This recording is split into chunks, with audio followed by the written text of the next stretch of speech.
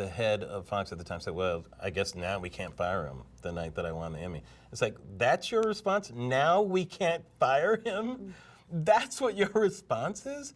I mean, to me, I couldn't believe that, you know. But I had a mole over there who I got certain emails where they were trying to divide me and Bernie and just weren't supportive and that type of thing. But why sabotage a show that was doing so well? I have no idea. I have no idea. I wish I could explain it, but it was just nasty, you know. How'd you find out that you weren't coming back? Well, you could just feel that that was happening. And Bernie and I, our relationship soured, unfortunately, after I won the Emmy. I think that was his demons just at work there. Those personal demons that he had.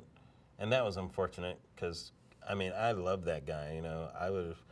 I was not trying to usurp him or be in the spotlight at all. You know, I mean, back from my Living Color days.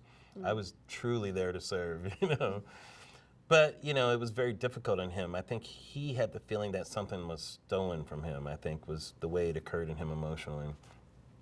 Because whenever he would present that, and it was just sad, but sometimes there's nothing you can do. There are worse stories about that than the Larry Bernie story, you know.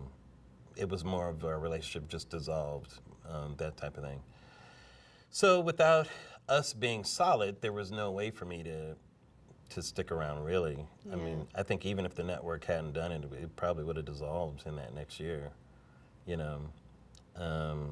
So, you know, they kind of did me a favor because I had to re-examine everything, as devastating as that moment was.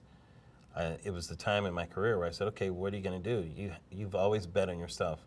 And I decided at that point that I wanted to get back into performing and figure out my next move, because the whole reason I started doing that in the first place was to write something for myself and to, right? So that's when I made the transition back to performing.